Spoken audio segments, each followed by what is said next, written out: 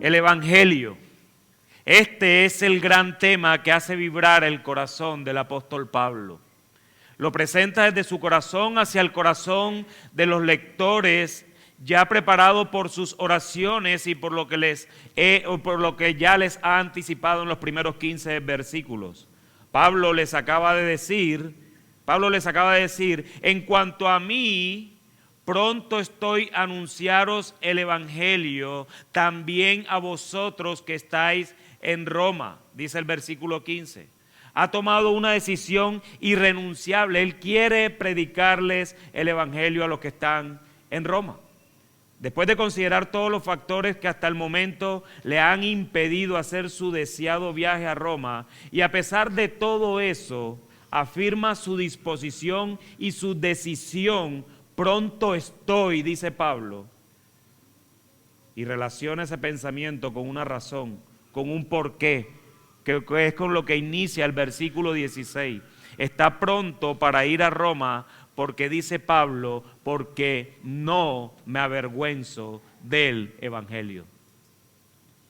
La estridente declaración de estos versículos es la más grandiosa que se haya oído jamás en el universo creado. Trastocó una vez las estructuras del imperio romano, volvió a conmocionar al mundo en el tiempo de la reforma del siglo XVI y sigue siendo todavía el poder de Dios, capaz de salvar y de transformar personas, iglesias, países y continentes. Ese es el poder del Evangelio. Para los que de pronto no conocen un poco de la historia de los protestantes, de nosotros como evangélicos, para que nos entiendan, y lo digo intencionalmente porque a mí se me ha acercado mucho y me preguntan, pero ¿tú de qué religión eres? Entonces, para que me identifiquen, yo les tengo que decir, soy evangélico, ¿entiendes? Porque está relacionado el evangélico a una tradición que se ha equivocado mucho en el camino, ¿verdad? Nos confunden con personas que hablan diferentes tipos de lenguas que nadie entiende, por ejemplo. Entonces, cuando yo le digo que yo soy evangélico, que tú también eres evangélico. Sí, soy evangélico. Entonces, para conocer un poco de la historia de estos evangélicos o de nosotros en la Reforma Protestante, a los que de pronto no conocen, el evangelio trastocó en Europa todas las áreas de la vida. Todas las áreas de la vida, no solo estaba en una iglesia encerrada como estamos nosotros ahora, sino que tuvo influencia en la educación, tuvo influencia en la industria, tuvo influencia en todas las áreas de la vida. Porque el poder del evangelio es suficiente para poder trastocar el alma de un ser, cuanto más el resto de cosas. Por eso, Europa es Europa y Latinoamérica es Latinoamérica. Nosotros estamos inundados del catolicismo romano. Por eso es que Europa, inundado de la reforma, prosperó de una manera adecuada. Nosotros trastocados y todavía con el trasfondo y los pensamientos católicos romanos, por eso es que Latinoamérica ha estado como ha estado durante muchos siglos. Pero gracias a Dios que ha tenido misericordia de nosotros y ahora la reforma está trastocando también Latinoamérica. Amén. En este evangelio se revela, se manifiesta y actúa la justicia de Dios. Es la única justicia verdadera e inapelable, la que condena a todos por cuanto todos pecaron. A la vez es la única que puede justificar a los que primero ha condenado, bajo la sola condición de que esa justificación se obtiene por medio de la fe en Jesucristo y solo por medio de la fe en Él, por ningún otro método. Pero yo me quiero quedar unos minutos en esta frase con la que comienza el texto que estoy predicando, y es: no me avergüenzo del Evangelio. No me avergüenzo del Evangelio. Veamos primero esta expresión en el sentido negativo tal como está expresada. ¿Qué es la vergüenza sino un sentimiento paralizante de la acción? Todos en algún momento podemos recordar alguna situación de nuestra niñez en que la vergüenza nos dejó tiesos, nos dejó mudos, nos dejó cabizbajos mientras cumplíamos el rol de involuntarios actores principales de alguna cosa. Cuando tú eres el actor principal de alguna acción, en algún momento de tu vida tuviste que quedar pasmado. Pablo pondera la situación que tiene que afrontar. Se ha convertido en el principal actor. Por la elección de Dios ha hecho de él para la presentación y difusión del Evangelio. Todas las miradas, unas llenas de receptividad y las demás de odio o de indiferencia, están puestas sobre él. Todos los ojos estaban puestos sobre el apóstol Pablo. Sabe que la predicación del Evangelio lo identifica con un Jesús rechazado por la religión judía, negado por la cultura griega y crucificado bajo la ley romana. El Evangelio que él iba a expresar estaba en contra de todas estas cosas. Quizás nosotros tenemos un ambiente muchísimo más controlado, de verdad. Yo me siento aquí como tranquilo. Aquí el que no esté de acuerdo conmigo, lo mucho que puede hacer es como irse. Y tú dices, ok, sea el Señor quien tenga misericordia, ¿verdad? Pero Pablo se enfrentaba a una religión judía de la que pertenecía antes, que rechazaba ese evangelio, negado por una cultura griega, y lo voy a decir así con mucho respeto, que el evangelio le parecía estúpido. ¿Cómo es posible que un hombre colgado en la cruz puede salvar gente? Eso no lo entendían. Esa era la cultura para ellos. Era imposible, era algo, ustedes están locos, por eso es que dice que el evangelio para ellos es locura. Pero también crucificado bajo la ley romana que Pablo les estaba escribiendo. Entonces, ante un rechazo general tan reciente del crucificado, ¿sería fácil pasar de la timidez natural a la osadía sobrenatural que se requería para no sentirse avergonzado de anunciar el evangelio? La respuesta se encuentra en el mismo evangelio que él predica. No se avergüenza del evangelio porque conoce bien por la revelación que Dios le ha hecho que es el evangelio. Si nosotros, hermanos, no entendemos lo que es el evangelio, nunca vamos a estar sin vergüenza delante de las personas para predicarles el evangelio. Frente a ese conocimiento de Pablo, toda duda, temor y vacilación se desvanecían como las sombras de la noche ante la salida del sol, para dar paso a una intrepidez a toda prueba. Y exclamará aquellas palabras inmortales que han sido de inspiración para legiones de predicadores y lo siguen siendo para nosotros. ¿Vergüenza? No me avergüenzo del evangelio. Y más bien Pablo decía, ay de mí si no anuncio el evangelio. Ay de mí, siendo el evangelio lo que él sabe que es. ¿Y no será que nuestra falta de valentía por el evangelio tiene su raíz en nuestra falta de un mayor conocimiento intelectual, espiritual y experiencial de lo que es el evangelio? ¿No será que el motivo por el cual tú no predicas el evangelio es porque tú tal vez no has vivido el poder del evangelio y has experimentado dicho poder? Y no estoy hablando de experiencias sobrenaturales, estoy hablando de un corazón regenerado que antes amaba lo que hoy detesta, ¿verdad? Y ahora aborrece lo que antes amaba. Ese es el poder del evangelio.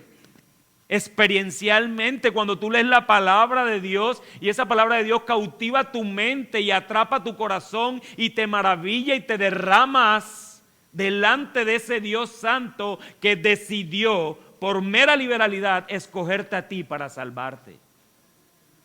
¿Cómo no maravillarse delante de un Dios así? Pablo lo entendía muy bien. Pero cuando no entendemos esto intelectualmente, espiritualmente y experiencialmente, lo que va a traer es vergüenza por el evangelio que predicamos. Por más que creamos conocer el evangelio que predicamos, nunca alcanzaremos a agotar la posibilidad de ese conocimiento, pues el evangelio se origina en Dios mismo. Y siendo así, conocer el evangelio implica vivir el evangelio y conocer el mismo corazón de Dios. Así que confesamos con vergüenza, nuestra vergüenza muchas veces disimulada de identificarnos en forma abierta con el evangelio y de predicarlo siendo que se trata de algo apenas medio conocido. Ahora, miremos esta expresión en el sentido positivo. Equivale a decir, me jacto del evangelio. Es como expresar, tengo absoluta confianza en el Evangelio. O más bien así, no hay nada en el mundo que se pueda comparar con el Evangelio. Pablo tiene tal confianza en el Evangelio que puede predicarlo aún ante los que se oponen y hacerlo de una manera osada, abierta, sin abrigar el menor temor de que en algún momento pueda tener que arrepentirse de haberlo recomendado. Sería un imposible para Pablo y debería ser un imposible para sus lectores en Roma y para nosotros en la actualidad. Hermano, que tu himno hoy sea: no me avergüenzo del Evangelio, porque allí hay poder de Dios para salvar, primeramente al judío y luego al gentil. No nos podemos avergonzar del Evangelio, porque el Evangelio no nos pertenece ni a ti ni a mí. Eso viene directamente del corazón de Dios y tiene un poder que por eso tú estás aquí sentado, por el Evangelio. Por eso, el título de este sermón, por eso me tomé el trabajo de colocarlo con cuidado, porque al decirlo así podríamos pensar entonces que sí hay un Evangelio que avergüenza, ¿verdad? Pablo a los Gálatas les dice que no hay otro Evangelio, sino que hay quienes pervierten el Evangelio de Cristo. Eso sí se deben sentir vergüenza, porque no es el Evangelio de Dios. Los que predican prosperidad, los que predican liberación, los que predican legalismo, los que predican libertinaje, los que predican moralismo, no es más que un evangelio pervertido, y eso debe dar vergüenza, porque estaremos algún día delante de aquel que nos dio este tesoro. Algún día vamos a estar delante del dueño del evangelio, porque vamos a estar delante del evangelio mismo, que es Cristo. Pero el evangelio que no avergüenza es el que viene directamente del corazón de Dios. Y Pablo da en este pasaje dos razones para no avergonzarnos del evangelio, el cual son los dos puntos de mi sermón en esta mañana. Por eso mi argumento para ustedes en el día de hoy, hermanos, visita, amigo que estás aquí, es: si el evangelio te avergüenza, es porque no has experimentado su poder y no vives por fe, sino por obras. Si el evangelio te avergüenza, es porque no has experimentado su poder y no vives por fe, sino por obras. Y este argumento es el cuerpo de mi sermón, y la primera razón que da Pablo del por qué no se avergüenza del evangelio, en primer lugar, es porque es poder de Dios para salvar. Noten lo que dice una vez más el versículo 16 en su parte B. Pues es el poder de Dios para la salvación de todo el que cree, del judío primeramente y también del griego. La desgracia mayor del hombre es haber caído a poco de ser creado por Dios, bajo el poder destructor del enemigo Satanás. El evangelio podría representar una poderosa grúa espiritual capaz de levantar al hombre de su posición caída y colocarlo por encima de sí mismo, de sus circunstancias deprimentes y aplastantes, situándolo en los brazos a la vez tiernos y fuertes de un Salvador amante, que es Cristo el Señor. Y al mismo tiempo, hacer eso habiéndolo transformado mediante el poder de Dios, manifestado en la obra redentora de Jesucristo, de un estado de pecado y ruina a un estado de santidad y gloria. Ese es el poder del evangelio. Pablo probó en carne propia el poder del evangelio cuando, yendo camino a Damasco, se convirtió de perseguidor en discípulo. No podía avergonzarse de un evangelio tan poderoso que lo había conmocionado, y pudo remarcar de una manera clara y relevante la distancia que Pablo vio entre el hombre de la tierra y el Cristo de la gloria, a quien él en su ignorancia e incredulidad había creído ser su deber combatir. Y muchas veces, hermanos, nosotros comunicamos superioridad.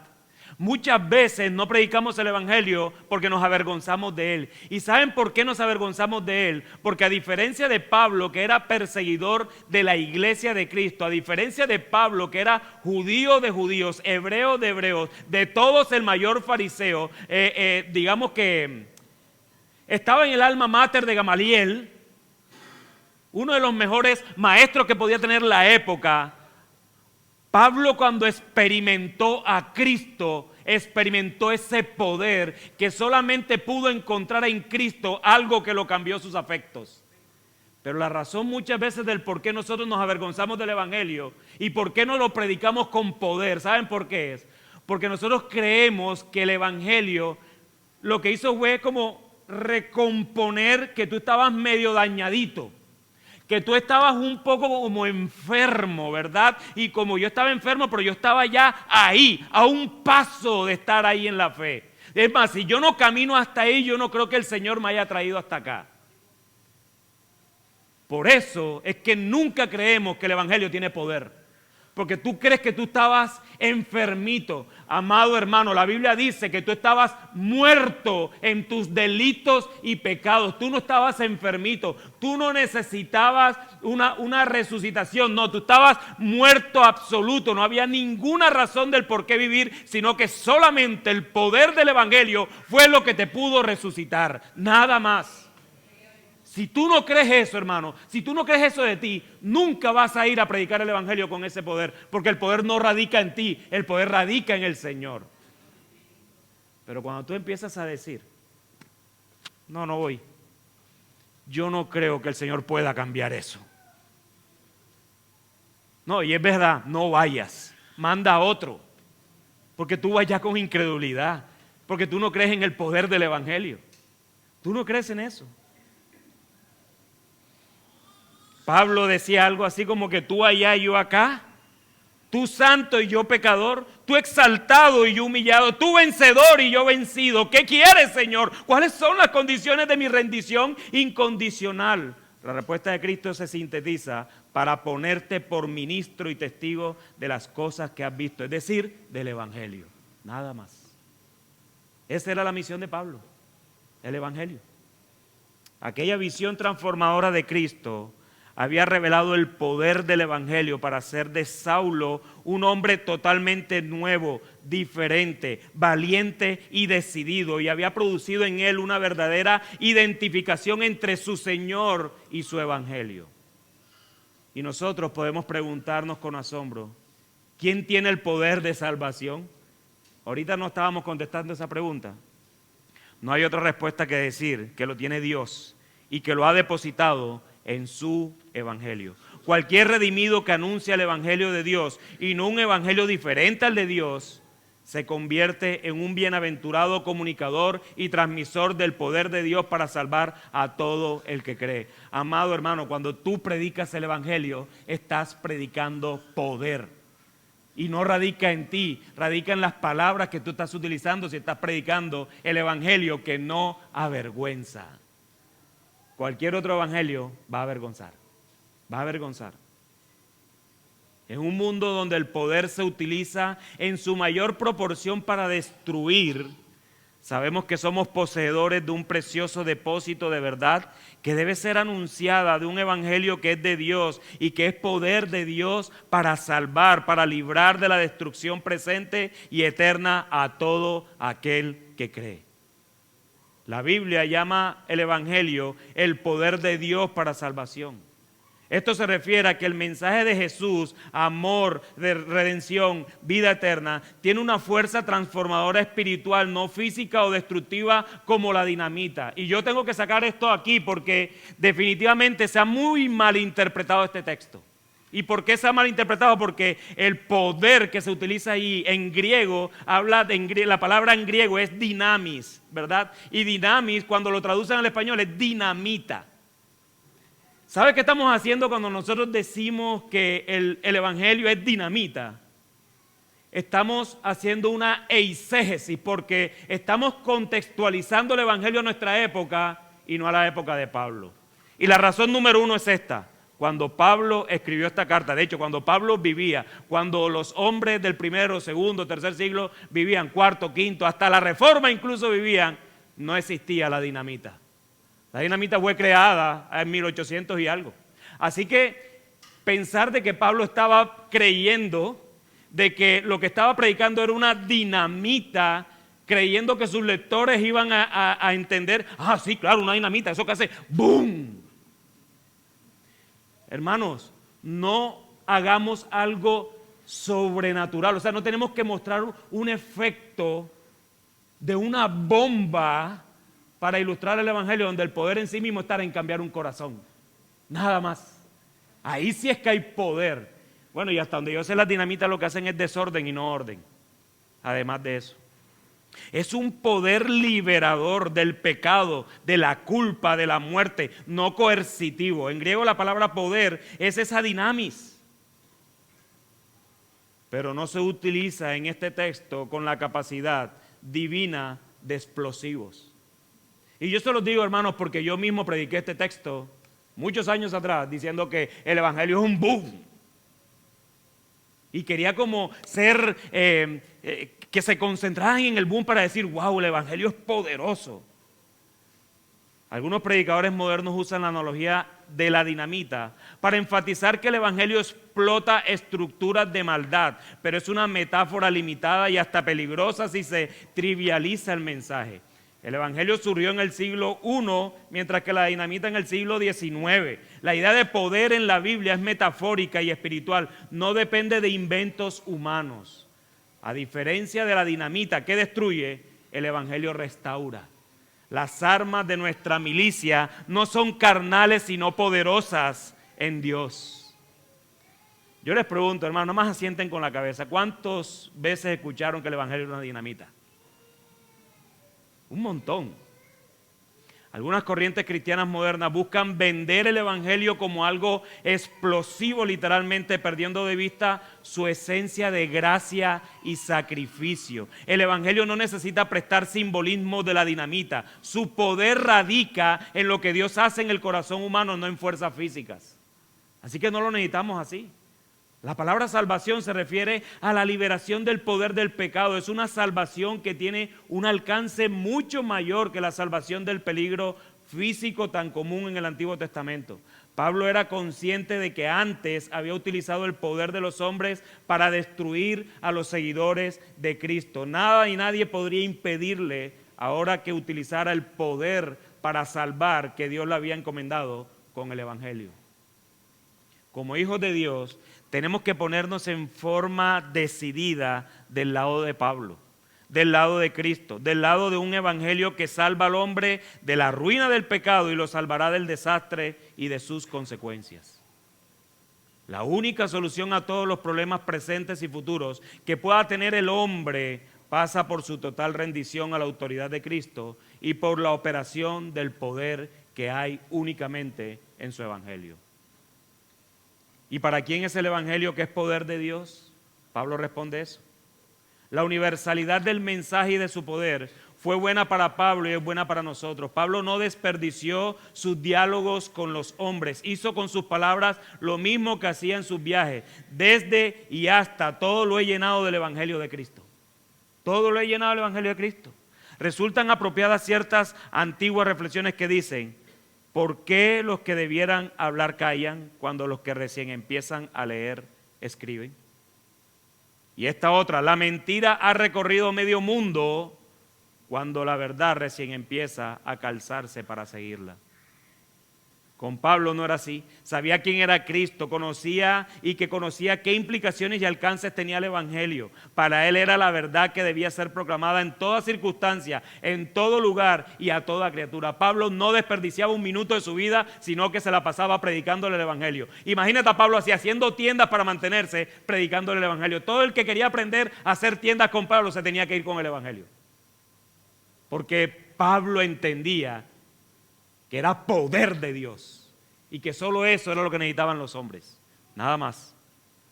Era la luz que debía iluminar, no debajo de una mesa donde perdería el efecto, sino por encima de todo, donde lo aclara todo. El evangelio es de carácter único y universal. Al judío primeramente, el que practicaba la religión conocida, y también al griego, el que seguía la cultura dominante. Así que, amados, de verdad, no temamos al anunciar este precioso evangelio, porque el poder del anuncio no radica en nosotros, sino en Dios, quien es la fuente del evangelio. No caigamos en temores irracionales al anunciar algo que no nos pertenece, porque el poder no radica en tus expresiones, no radica en las mejores palabras que tú puedas utilizar, sino en Dios, quien decide salvar conforme a sus propósitos a todo aquel que cree, sabiendo que él que cree es porque Dios así lo ha dispuesto. Y muchas de las razones que yo he escuchado entre creyentes es que yo no predico el evangelio, pastor, porque no me salen las palabras. ¿Cuáles son las palabras que no te salen? Arrepiéntete y cree. Esas son las palabras que tú necesitas. ¿Qué tienes que aprender español? Arrepiéntete y cree. Arrepiéntete de tus pecados y cree. El evangelio es suficiente, pero yo no sé cómo es traerlo a la iglesia. No importa. Es que el punto es como si tenemos que hacer algo para que yo lo pueda persuadir con la forma como yo hablo. No, quien va a persuadir su corazón y su alma es el Señor. Quien va a traer ese corazón es el Espíritu Santo, si ha sido escogido para salvación. Y ya, nada más. Descansa en el poder del evangelio. Lo que tú digas, como lo disfraces, como lo pintes. De hecho, cuando te pones con palabras que, mejor dicho, que parecen asombrosas, la gente queda como que wow, se escucha bonito, pero no entendí, fue nada. Porque no le supiste decir a esa persona que necesitaba el evangelio: mira, tú eres un pecador, tú estás muerto en tus delitos y pecados. Tú no eres una persona que necesita una ayudita, tú necesitas una resucitación porque tú estás muerto. Tú eres como ese que está en el fondo del mar no pidiendo auxilio, ya tus pulmones están saturados de agua para que alguien venga, y ese es Cristo, para que te saque ahí, te dé respiración boca a boca, y esa respiración va a penetrar tu alma, va a cambiar tus afectos, porque eso es lo que tú necesitas. ¿Y sabes por qué lo necesitas? Porque yo lo necesitaba. Ya. No necesitas a Gruden, no necesitas a Berhoff, no necesitas a estos teólogos que son muy buenos para leer, pero tú no necesitas eso para predicar el evangelio. Yo les pregunto, ¿cuántas palabras utilizó Pablo en estos dos versículos para decir que es el evangelio? Por ahí unas 20, 25, y le predicó el evangelio. Porque es poder de Dios para salvación a todo aquel que cree. Primeramente, el judío y después el griego. Ya. Ahora lo que pasa es que Pablo después viene ahora y te va a mostrar todo lo que es el evangelio. Pero eso no lo vamos a ver hoy, evidentemente. Pero hay una segunda razón que el apóstol da del por qué no se avergüenza del evangelio, y esto nos lleva al segundo encabezado. Porque revela la justicia de Dios. Porque revela la justicia de Dios. Noten lo que dice el versículo 17. Porque en el evangelio la justicia de Dios se revela por fe y para fe, como está escrito: mas el justo por la fe vivirá. ¿Saben qué me impacta a mí de este texto? Porque la justicia de Dios se sitúa entre el poder de Dios para salvación en el versículo 16 y la ira de Dios en el versículo 18. Es increíble. Ambas expresiones se refieren a una actividad divina. La justicia de Dios se ha revelado de forma suprema en la obra salvadora de Cristo, y la justificación de los pecadores solo es posible por ella. Si nosotros vemos la cruz, podemos ver estas dos circunstancias. Vemos el poder de Dios en la cruz y vemos la ira de Dios en la cruz. Es increíble cómo el evangelio funciona. La revelación de la justicia de Dios continúa en la proclamación del mensaje sobre esta misma provisión divina. La justicia de Dios implica la concesión de misericordia a través del juicio y la restauración de las cosas para los que creen. La justicia es ciertamente un atributo de Dios, pero el término se utiliza para describir cómo Dios actúa para establecer la justicia para su pueblo y restaurar su relación con Él mismo.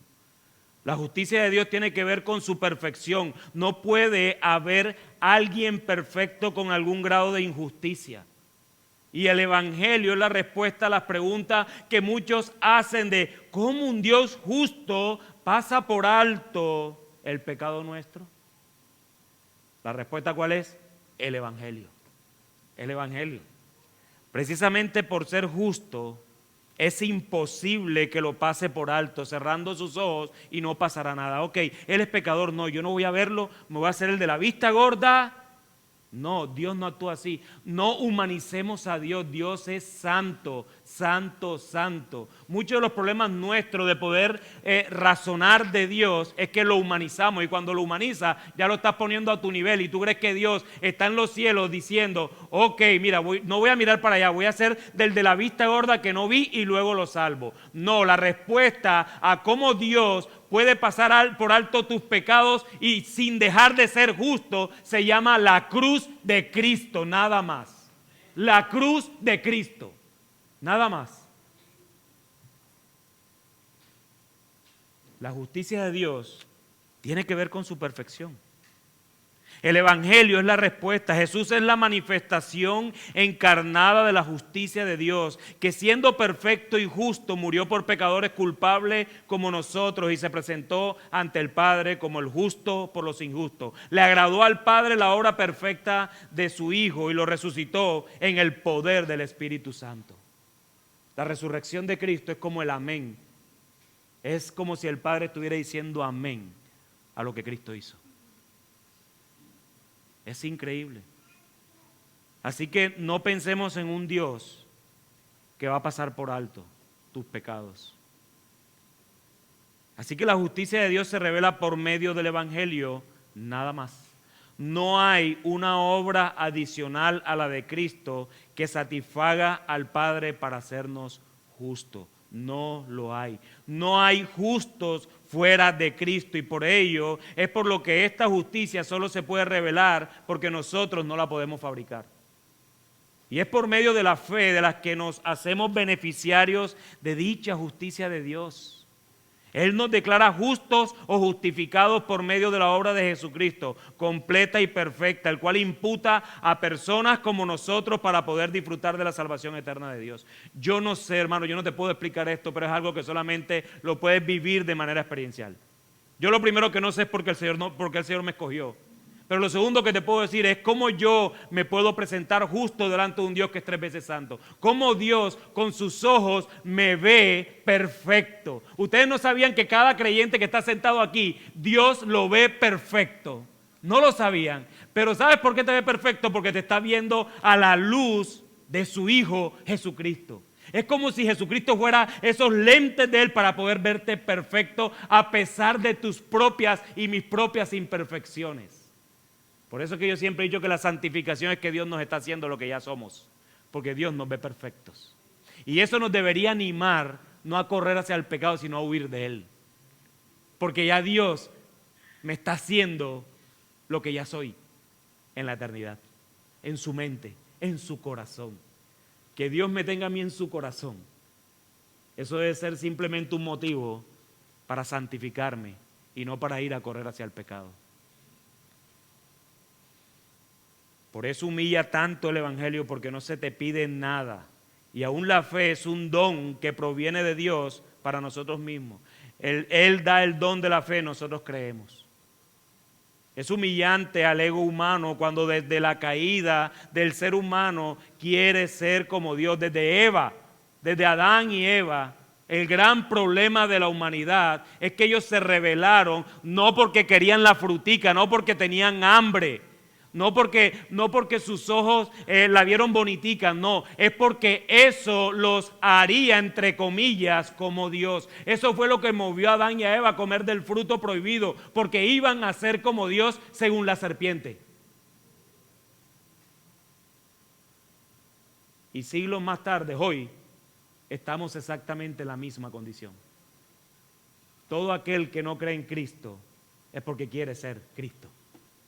Quiere ser su propio redentor, quiere ser su propio salvador, quiere ser el salvador de aquellos vulnerables, quiere ser el Superman de la vida suya y de los demás. Y amigo, déjame decirte algo, cuando te presentes delante del único redentor, tus obras van a ser añicos delante de la obra de Cristo, quien fue el único que caminó perfecto entre nosotros y aún siendo justo, perfecto, decidió ir a la cruz a morir por pecadores como tú y como yo.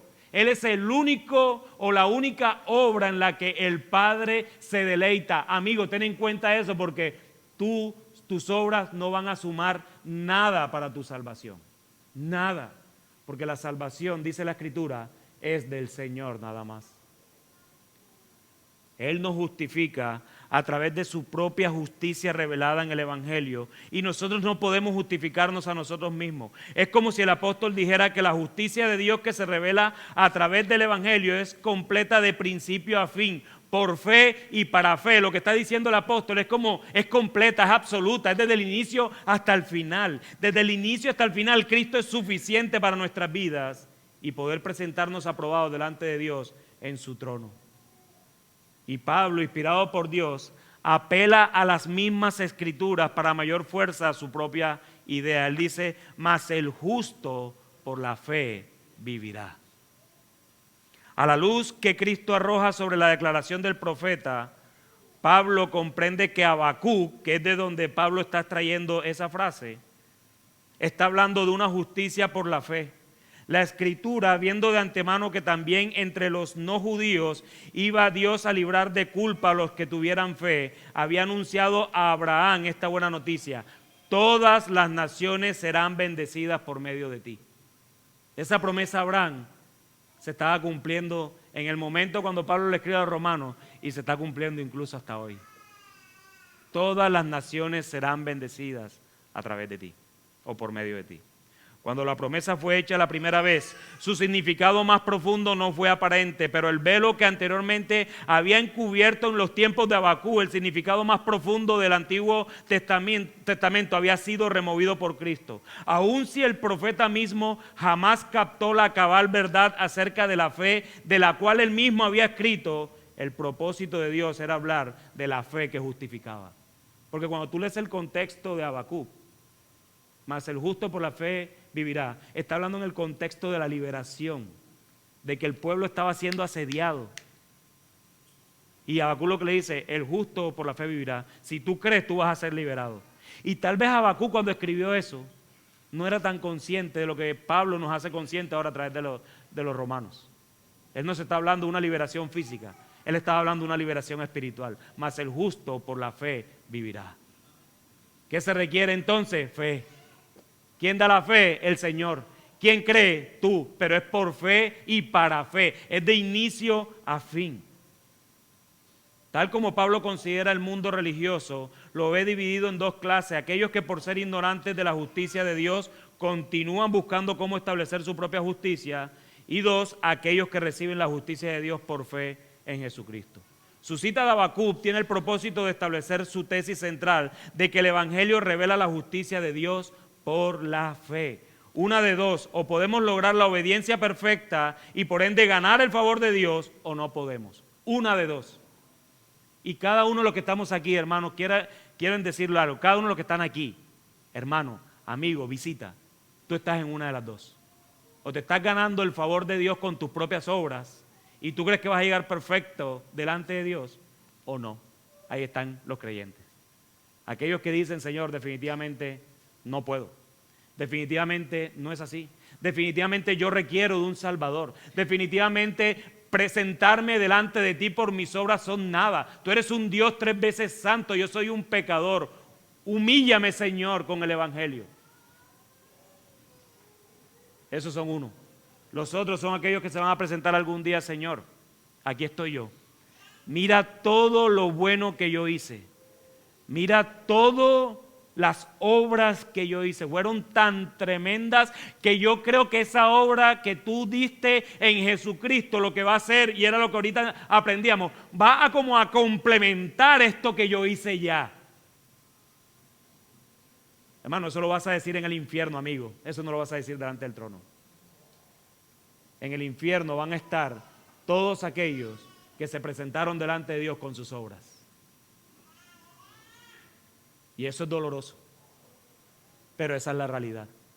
En el cielo van a estar todos aquellos que simplemente lo que hicieron es rendirse delante de un Dios 3 veces santo y decir, yo no puedo, yo quiero mirar a tu Hijo Jesucristo porque yo no puedo hacer esto en nada.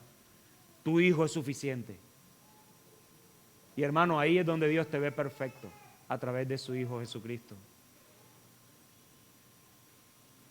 Si nosotros no podemos, entonces todo depende en la misericordia y la gracia de Dios en Cristo. El propósito de Pablo en esta epístola es demostrar que nosotros no podemos ni justificarnos ni santificarnos a nosotros mismos.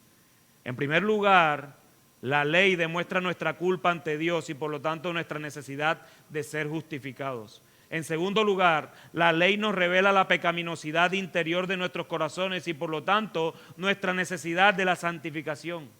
Cuando Pablo declara triunfantemente que el Evangelio de Dios es poder de Dios para salvación, él nos está asegurando que lo que la ley jamás puede hacer por nosotros, la gracia de Dios en Cristo lo puede hacer.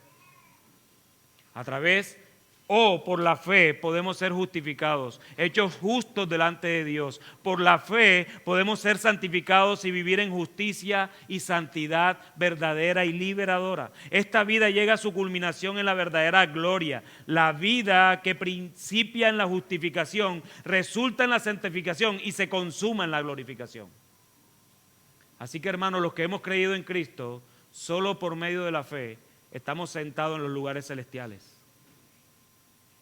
Tú sí recuerdas esa realidad bíblica. Todos los que han creído por fe hoy están sentados en los lugares celestiales. Tú espiritualmente, amado hermano querido, tú espiritualmente estás sentado en los lugares celestiales con el Señor hoy. Mi hermano, eso no consuela tu vida. Eso no trae consuelo a tu corazón. Tal vez estás pasando por pruebas que creías no pasar. Tal vez vives circunstancias que creías no vivir. Tal vez estás padeciendo de enfermedades que creías que nunca ibas a sufrir. Pero déjame decirte algo, si tú has creído en Cristo y en su evangelio, en ese evangelio que no avergüenza, entonces tú estás sentado en lugares celestiales, donde estarás algún día eternamente y para siempre con el Señor. Dios te ha declarado justo en Cristo solamente. Así que vive la vida que tienes ahora como si estuvieras sentado en esos lugares celestiales donde ya Dios te ha colocado en virtud de la obra expiatoria de Cristo, en virtud de la justicia de Dios en el Evangelio. Esa debe ser la mayor esperanza que tú debes tener y es a lo que te debes aferrar, porque al salir de aquí, mi hermano, al salir de aquí, los problemas van a continuar. Los problemas van a continuar.